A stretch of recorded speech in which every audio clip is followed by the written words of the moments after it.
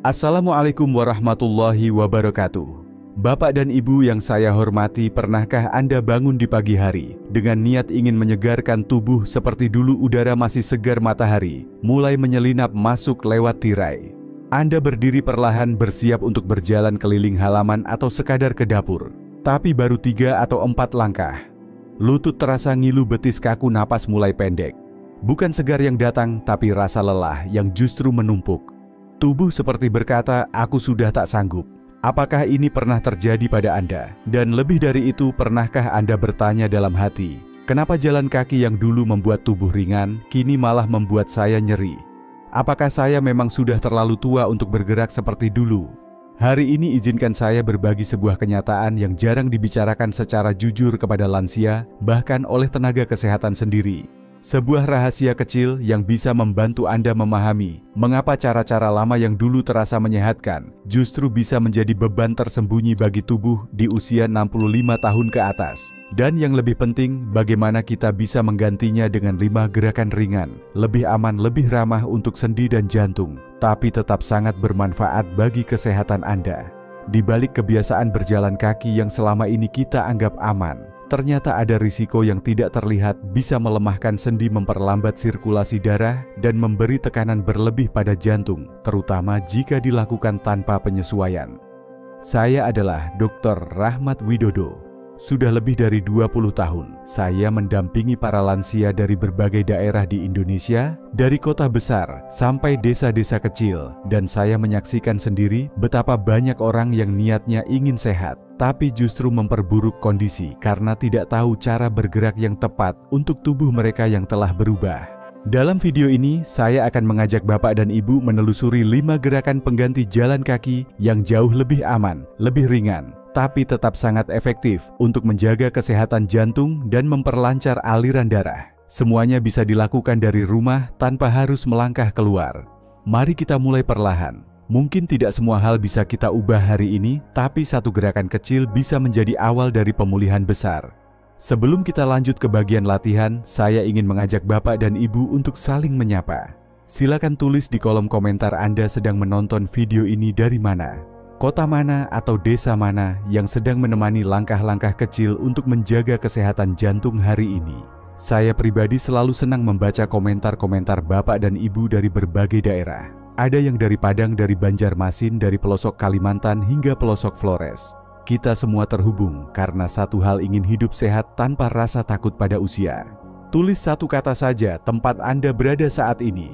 Komentar sederhana Anda bisa jadi penyemangat untuk lansia lain yang mungkin sedang merasa sendirian dalam perjalanan ini. Kita kuat karena saling mendukung. Bapak Ibu, berjalan kaki memang terdengar sederhana, murah, bisa dilakukan siapa saja, dan selama bertahun-tahun kita percaya bahwa jalan pagi adalah rutinitas terbaik untuk menjaga kesehatan. Tapi apakah itu masih aman dan efektif setelah usia melewati angka 65? Mari kita lihat kenyataannya. Pernahkah Bapak merasa lutut nyeri saat melangkah? Atau jantung berdebar lebih cepat dari biasanya, meski hanya berjalan pelan? Apakah kaki sering bengkak setelah duduk terlalu lama, lalu terasa berat saat ingin bangkit? Jika ya, Bapak tidak sendirian. Tubuh kita berubah. Setelah usia 65, tulang rawan di lutut mulai menipis, otot pendukung sendi melemah, dan sistem keseimbangan juga tidak setajam dulu. Menurut data dari Perhimpunan Dokter Rehabilitasi Medik Indonesia, hampir 7 dari 10 lansia yang jatuh saat beraktivitas mengalami insiden tersebut justru saat berjalan biasa di rumah. Yang lebih mengejutkan bukan karena mereka terlalu aktif, tapi karena tubuh mereka dipaksa bergerak dengan cara yang tidak lagi cocok. Saya pernah menangani seorang pasien di Klaten, Pak Sodarmo, 71 tahun. Beliau sangat disiplin jalan kaki setiap pagi keliling kampung. Tapi setelah beberapa bulan lututnya mulai nyeri, lalu terasa seperti ngilu sampai ke tulang. Hasil pemeriksaan menunjukkan adanya penipisan sendi lutut yang memburuk karena tekanan berulang. Pertanyaannya bukan apakah berjalan itu salah, tapi apakah cara kita berjalan dan kapasitas tubuh kita sekarang masih seimbang? Dan seringkali jawabannya adalah belum tentu. Saat tubuh sudah tidak mampu menyerap benturan dari setiap langkah, maka jalan kaki yang dulunya menyehatkan justru bisa menjadi sumber cedera. Lalu apakah itu berarti kita harus berhenti bergerak? Tidak, justru kita perlu bergerak lebih cerdas. Di bagian selanjutnya saya akan tunjukkan 5 gerakan sederhana yang bisa menggantikan manfaat jalan kaki tanpa membuat sendi terbebani, tanpa memaksa jantung bekerja terlalu keras. Dan yang terbaik semua bisa Bapak Ibu mulai dari kursi tempat duduk saat ini tanpa harus melangkah keluar rumah. Tapi mari kita mulai dengan perlahan. Gerakan pertama akan menyentuh bagian tubuh yang selama ini sering terlupakan. Bagian yang mungkin tampak sepele, tapi diam-diam memegang peran penting dalam membantu kerja jantung tetap ringan. Saat mendengar kata jantung, kebanyakan dari kita langsung membayangkan dada dan aliran darah. Namun ada satu bagian lain yang perannya tak kalah vital, yaitu betis. Betis sering disebut oleh para dokter sebagai jantung kedua, karena setiap kali kita menggerakkannya, betis membantu memompa darah dari kaki naik kembali ke jantung. Jika bagian ini diam terlalu lama, seperti saat kita duduk berjam-jam, darah akan berkumpul di kaki, sirkulasi melambat, dan jantung pun harus bekerja lebih berat dari yang seharusnya. Masalahnya di usia sekarang kita banyak duduk. Entah itu saat menonton televisi, membaca Al-Quran, atau hanya duduk santai di teras. Tanpa sadar darah pun berkumpul di bagian bawah tubuh. Inilah yang sering membuat kaki kita dingin, pergelangan bengkak, atau muncul kesemutan tanpa sebab jelas. Dan saat itu jantung kita dipaksa bekerja lebih keras untuk mengangkat darah kembali ke atas. Lama-lama bisa memicu tekanan darah naik atau rasa lelah yang tidak kunjung hilang. Tapi Bapak Ibu tidak perlu khawatir. Ada satu gerakan yang sangat sederhana bisa dilakukan sambil duduk tanpa alat apapun, tapi sangat besar manfaatnya. Caranya begini, saat duduk di kursi, cobalah angkat tumit Anda tinggi-tinggi sementara ujung jari kaki tetap menempel di lantai. Rasakan otot betis mulai menegang pelan. Tahan sebentar lalu turunkan kembali. Setelah itu gantian angkat ujung jari kaki, biarkan tumit tetap menempel. Lakukan ini bergantian dengan napas tenang selama 1 atau 2 menit. Saya teringat Ibu Rukiah 69 tahun dari Banyuwangi. Beliau datang ke klinik dengan keluhan kakinya sering dingin dan kebas, terutama di malam hari. Setelah saya ajarkan gerakan ini, beliau mulai melakukannya setiap kali duduk menonton sinetron. Seminggu kemudian beliau kembali dengan wajah cerah. "Kaki saya hangat lagi, Dok," katanya. Dan malam-malam sekarang saya bisa tidur tanpa gangguan. Bapak Ibu tidak perlu menunggu tubuh melemah dulu, baru mulai bergerak.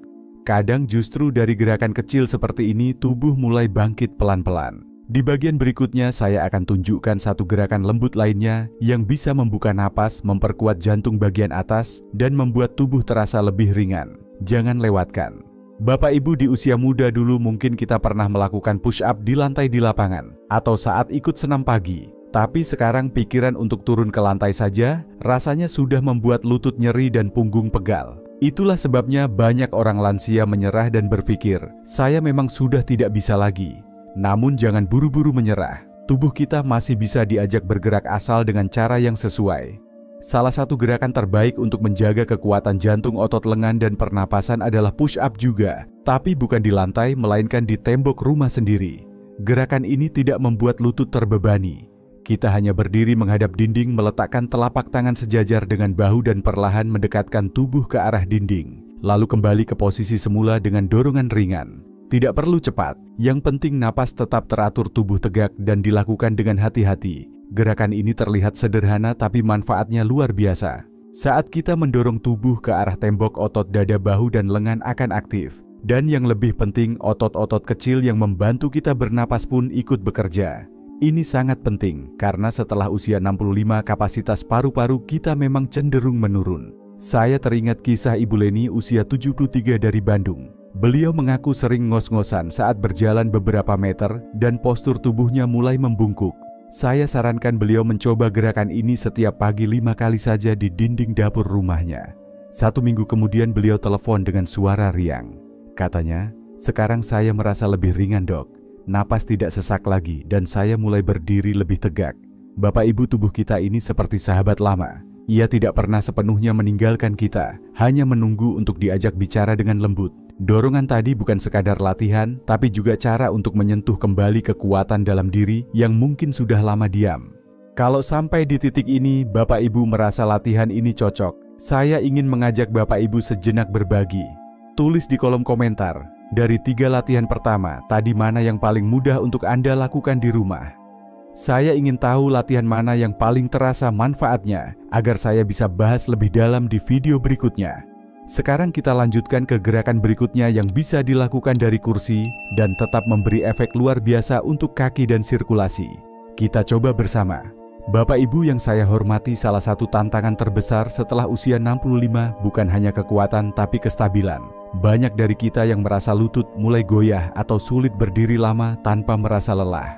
Tapi justru karena itulah kaki perlu dilatih, bukan dengan lari, bukan dengan berdiri lama, tapi dengan gerakan sederhana sambil duduk. Salah satu gerakan terbaik untuk itu adalah mengangkat kaki lurus ke depan saat duduk. Gerakan ini mengaktifkan otot paha depan betis dan sedikit otot perut bagian bawah, semua bagian penting yang menjaga keseimbangan tubuh dan mencegah kita dari mudah jatuh. Saya sering bilang ke pasien lansia saya, gerakan ini seperti menyapa kembali kaki kita yang diam terlalu lama. Dengan mengangkatnya perlahan kita mengirim sinyal bahwa tubuh masih bisa, bahwa kita belum selesai. Ada satu kisah yang selalu saya ingat. Pak Anwar, 67 tahun, dari Salatiga. Beliau pernah mengalami stroke ringan, dan setelah itu merasa seolah seluruh tubuhnya menolak bergerak. Bangkit dari kursi pun terasa seperti mendaki gunung. Saya tidak menyuruh beliau berdiri, apalagi berjalan jauh.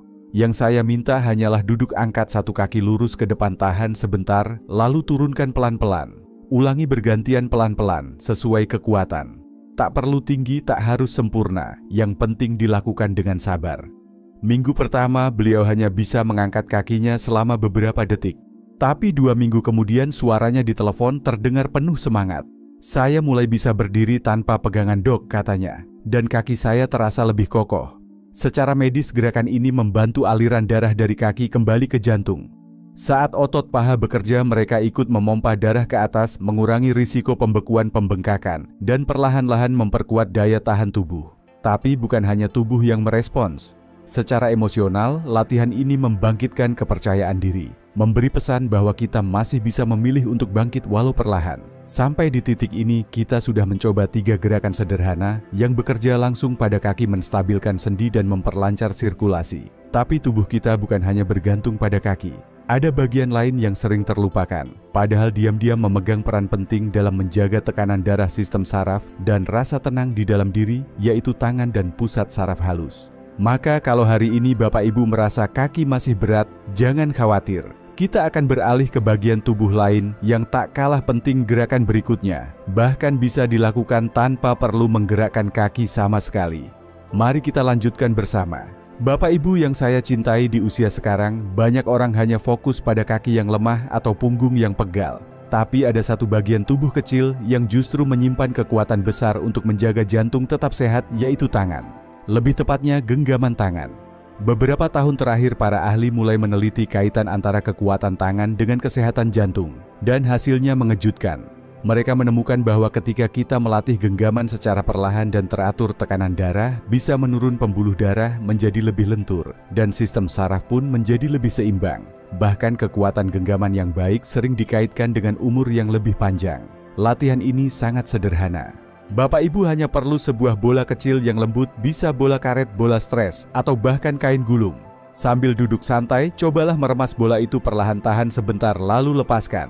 Gerakan ini merangsang otot-otot kecil di tangan dan lengan bawah untuk bekerja sehingga memperlancar aliran darah dan memberi sinyal pada jantung agar tetap stabil. Saya teringat Ibu Marni, 74 tahun, dari Magelang. Tangannya sering kesemutan karena radang sendi dan tekanan darahnya naik turun. Setelah saya anjurkan latihan genggaman ini, beliau mulai membawanya kemana-mana. Saat menunggu giliran di puskesmas, saat duduk di teras, bahkan saat mendengarkan pengajian. Beberapa minggu kemudian beliau datang dengan wajah cerah dan berkata, "Sekarang tangan saya lebih hangat dan saya tidak mudah cemas lagi. Latihan ini tidak membutuhkan ruang luas, tidak memerlukan alat mahal, dan sama sekali tidak menyakitkan." Setiap kali menggenggam bola itu, sebenarnya Anda sedang menggenggam kembali kendali atas tubuh. Dan di bagian terakhir nanti, saya akan mengajak Bapak Ibu mencoba satu gerakan lembut lainnya untuk memperkuat kaki, menjaga keseimbangan, dan membantu jantung beristirahat lebih ringan. Kita lanjutkan bersama. Bapak Ibu, tubuh kita diciptakan untuk bergerak. Tapi saat usia bertambah, gerakan yang dulu ringan bisa terasa berat. Duduk terlalu lama seperti saat menonton televisi menghadiri pengajian atau hanya duduk di teras sore hari bisa membuat darah mengumpul di kaki. Perlahan, tapi pasti ini bisa menimbulkan pembengkakan kaki terasa berat dan jantung harus bekerja lebih keras dari seharusnya. Disinilah pentingnya satu gerakan sederhana mengangkat kaki lurus ke depan sambil duduk.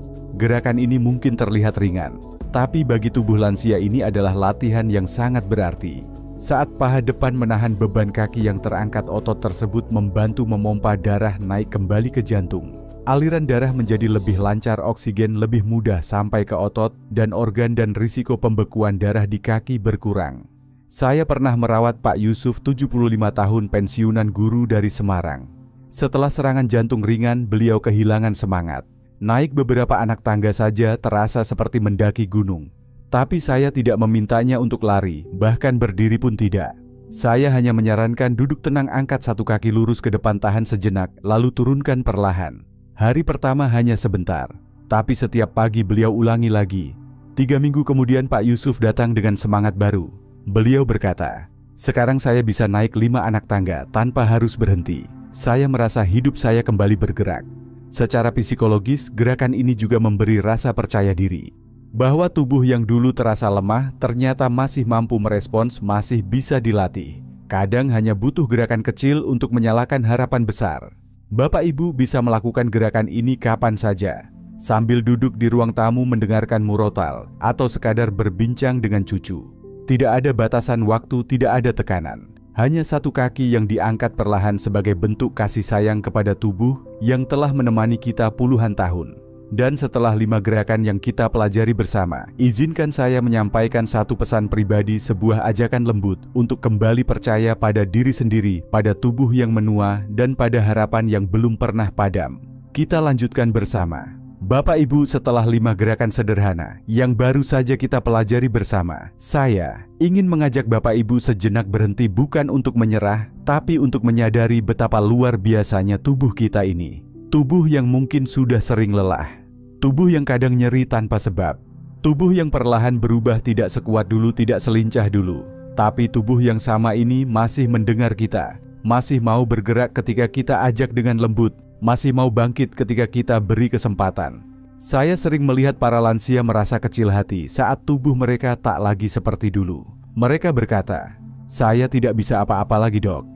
Tapi di mata saya, setiap gerakan kecil, setiap genggaman, setiap tarikan napas yang lebih panjang, bahkan saat kaki hanya terangkat setinggi lutut, itu pun merupakan bentuk keberanian, bentuk penghormatan pada diri sendiri. Perubahan besar tidak selalu dimulai dengan langkah yang megah atau dramatis. Kadang cukup dengan satu kali dorongan ke dinding, 1 menit mengangkat kaki, atau satu genggaman kecil setiap pagi.